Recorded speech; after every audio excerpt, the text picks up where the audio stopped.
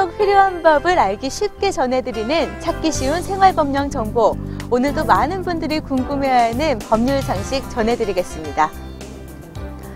처음 자신의 사업을 준비하는 초보 창업자라면 음식점 창업을 염두에 두시는 분들 많을 텐데요. 처음이다 보니 준비 과정에서 부딪히는 어려움 또한 만만치가 않죠. 그래서 오늘은 음식점 창업에 대한 모든 것 알아보겠습니다.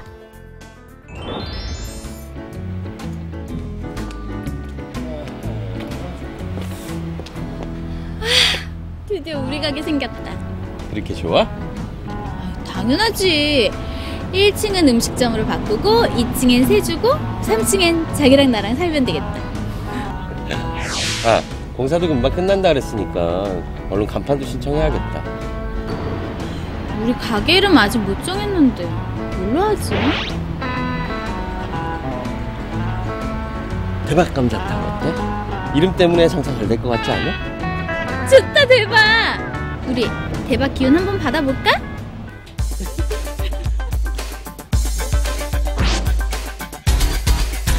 네, 지금 이 부분은 주택으로 사용되고 있던 건물을 신고 없이 음식점으로 변경하려고 합니다. 과연 이 부부 무사히 음식점 창업을 할 수가 있을까요? 이처럼 처음으로 창업을 하시는 분들은 알아야 할 것도 많고 또 반드시 챙겨야 할 사항을 미처 챙기지 못해서 참 어려워하는 경우가 많은데요. 자, 그러면 음식점 창업을 위해서 어떤 준비를 해야 하고 창업자가 꼭 알아야 할 모든 것에 대해서 함께 알아보겠습니다. 음식점을 창업하기 위해서는 먼저 어느 업종을 선택할 것인가를 정해야 합니다. 음식점 영업은 식품위생법에서 식품접객업이라고 하는데 영업의 종류에는 휴게 음식점, 일반 음식점, 단란주점, 유흥주점, 위탁급식, 제과점 등이 있습니다. 사례에서 보신 것과 같은 감자탕집은 일반 음식점에 해당합니다. 업종을 선택한 후에는 음식점을 할 입지와 장소를 선택해야 하는데 이때 건물의 용도가 음식점 영업에 적합한지 확인해서 필요하다면 용도 변경을 해야 합니다. 또한 음식점의 상호를 정해야 하고 영업신고와 사업자 등록을 해야 합니다. 영업신고를 하기 위해서는 식품위생교육을 받는 등 미리 해야 할 일들이 있는데요. 그중 흔히 부딪히는 몇 가지 문제에 대해서 말씀드리겠습니다. 음식점은 업종에 따라 입지가 가능한 지역이 법령으로 규정되어 있습니다. 그러므로 음식점 창업자는 점포의 입지를 선정할 때 자신이 물색한 점포 지역에 선택한 업종의 허가 또는 신고가 가능한지 등을 반드시 확인해 보시기 바랍니다. 예를 들어 일반 음식점의 경우 주거지역 중 준주거지역, 상업지역, 공업지역에서 영업이 가능합니다. 또한 일반 음식점은 건축법상 2종 근린생활시설로 정해져 있어야 합니다. 만일 건축물의 종류가 본인이 하려는 음식점 영업에 부적합한 경우 건축물의 용도 변경을 해야 합니다. 기존의 용도에 따라 용도 변경 허가 신청, 용도 변경 신고 혹은 건축물 대장 변경 신청을 해야 합니다. 사례의 일반 음식점은 제2종 근린생활시설에서만 영업을 할 수 있으므로 단독주택 또는 숙박시설의 경우 건축물 용도 변경 허가 신청 또는 건축물의 용도 변경 신고 신청 등을 통해서 일반 음식점 영업이 가능한 2종 근린생활시설로 그 용도를 변경해야 합니다. 다만 1종 근린생활시설을 2종 근린생활시설로 용도를 변경하는 경우에는 건축물 대장 변경 신청만으로도 가능합니다. 음식점은 상호를 갖게 되는데 우리나라는 상호 자유주의를 취하고 있기 때문에 원칙적으로 어떤 상호라도 쓸 수 있지만 다른 사람의 상호권 보호 등을 위하여 몇 가지 제한을 두고 있습니다. 상호권이란 영업자가 그 영업 활동을 위하여 적법하게 선정 또는 승계한 상호의 사용에 관하여 가지는 경제적 이익을 말합니다. 상법은 상호권을 법적으로 보호하기 위해서 상호권자에게 상호 사용권과 상호 전용권을 부여합니다. 따라서 부정한 목적으로 타인의 영업으로 오인할 수 있는 상호를 사용하지 못합니다. 국내에 널리 인식된 상호의 경우 부정경쟁 방지 및 영업 비밀 보호에 관한 법률의 적용을 받아 3년 이하의 징역 또는 3천만 원 이하의 벌금이 부과됩니다. 상호를 등기하면 상호 전용권의 내용이 강화됩니다. 즉, 상법은 타인이 등기한 상호를 동일한 서울특별시, 광역시, 시, 군에서 동종 영업에 상호로 등기하지 못한다고 규정하여 등기 상호권자의 권리를 보호하고 있습니다. 음식점을 하려면 시장, 군수, 구청장에게 신고를 해야 되는데요. 이것을 영업신고라고 합니다. 영업신고는 특별한 제한 없이 누구든지 할 수 있지만 기존에 그 자리에서 영업을 하던 사람이 위법 행위를 해서 폐쇄 명령을 받은 때에는 6개월이 경과하지 않으면 그 장소에서 같은 종류의 영업을 하기 위한 신고를 할 수 없습니다. 또한 영업신고를 할 때 구비해야 할 서류가 있는데요. 이 서류들을 갖추려면 미리 해야 할 일들이 있습니다. 우선 한국외식업중앙회에서 식품위생교육을 받고 교육 이수증을 제출해야 합니다. 또한 수돗물이 아닌 지하수 등을 사용하는 경우에는 수질검사 성적서를 제출해야 합니다. 식당이 1층에 있지 않는 경우 영업장으로 사용하는 바닥 면적 합계가 100제곱미터 이상이거나 지하층의 경우 66제곱미터 이상일 때에는 안전시설 등 완비 증명서를 제출해야 합니다. 그리고 식당 영업자와 종업원은 건강진단을 받고 결과서를 제출해야 합니다. 또한 영업신고를 하고 나면 사업자 등록을 해야 합니다. 사업자 등록이란 납세 의무를 갖는 사업자를 세무관서의 대장에 수록하는 것을 말하는데요. 신규로 사업을 개시하는 사람은 사업을 개시한 날부터 20일 이내에 관할 세무서장에게 사업자 등록을 신청해야 합니다. 사업자 등록은 단순한 사업 사실의 신고로서 소관 세무서장에게 사업자 등록 신청서를 제출함으로써 성립됩니다. 다만 사업자 등록은 반드시 본인 명의로 해야 합니다. 명의를 대여하는 것은 불법이고 명의를 빌려준 사람도 큰 피해를 입을 수 있습니다. 앞에서 보신 사례의 경우 주택으로 사용되던 건물을 신고 없이 음식점으로 변경하려고 하고 있습니다.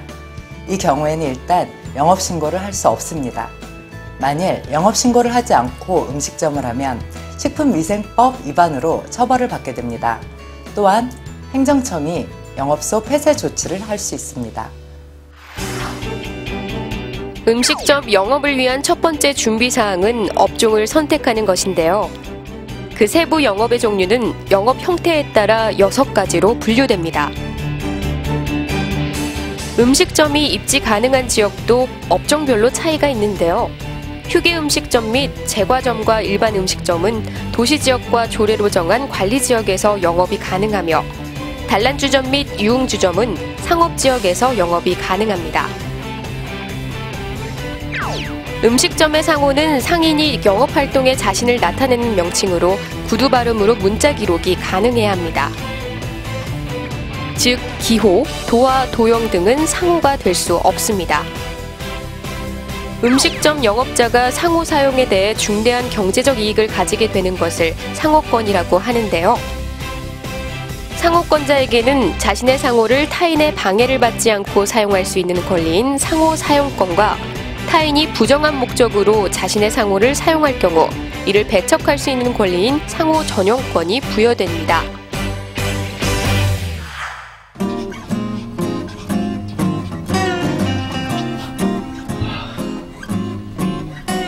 지금 뭐해?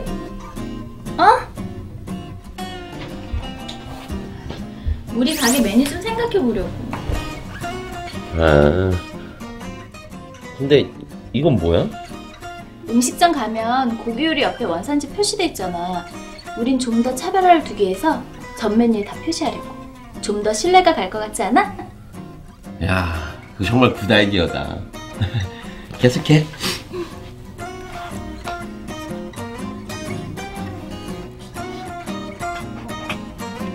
근데 공깃밥에는 왜 안 적어? 밥은 기본 메뉴니까 필요 없을 것 같아. 자, 다 됐다.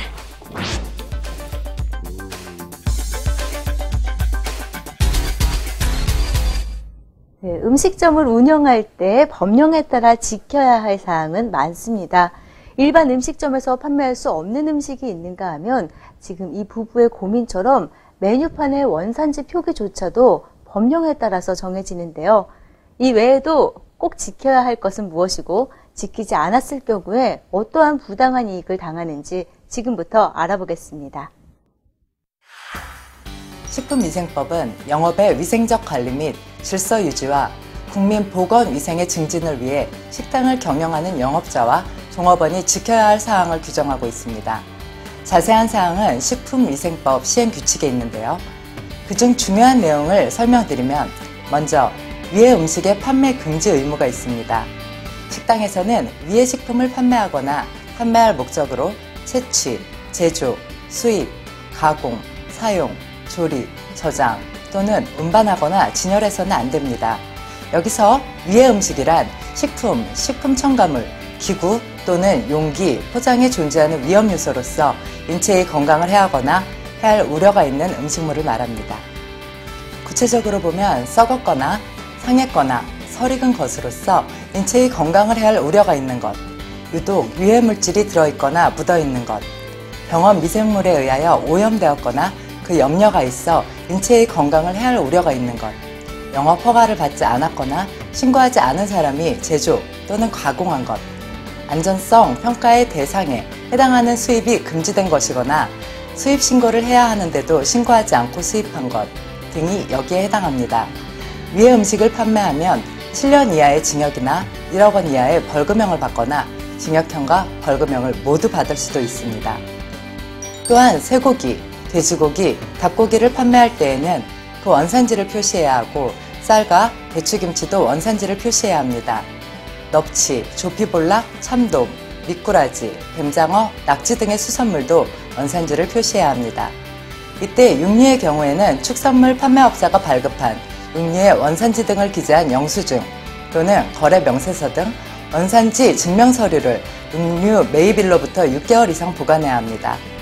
쌀이나 배추김치의 경우에도 쌀, 배추김치 또는 배추의 원산지를 기재한 영수증 등 원산지 증명서류를 매입일로부터 6개월 이상 보관해야 합니다. 음식점 영업자가 식품위생법을 위반하면 행정청은 해당 음식점 영업을 취소하거나 일정 기간 동안 영업을 정지하는 등 행정처분을 하게 됩니다. 행정처분에는 시정명령, 영업정지명령, 허가의 취소명령, 영업소의 폐쇄명령 등이 있습니다. 허가 취소명령은 허가를 받아 영업을 하는 영업자가 중대한 위반 행위를 한 경우에 허가를 취소함으로써 영업을 하지 못하게 하는 것을 말합니다. 영업정지명령은 영업자가 위반 행위를 하는 경우 6개월 이내의 기간을 정하여 영업의 전부 또는 일부를 정지함으로써 그 기간 동안 영업을 못하게 하는 것을 말합니다. 영업소의 폐쇄명령은 신고를 하고 영업을 하는 영업자가 위반 행위를 하는 경우에 영업소에 대하여 폐쇄명령을 하고 신고 대장을 말소하는 것을 말합니다. 폐쇄명령을 받고도 계속 영업을 하면 영업 폐쇄 조치를 하게 됩니다. 영업소의 간판, 그 밖의 영업 표지물을 제거, 삭제하고 그 영업소가 적법한 영업소가 아님을 알리는 게시문을 부착하여 시설물, 그 밖에 영업에 사용하는 기구 등을 사용할 수 없도록 봉인합니다. 식당을 하다가 이런 행정처분을 받으면 영업에 치명적인 손실을 입게 됩니다.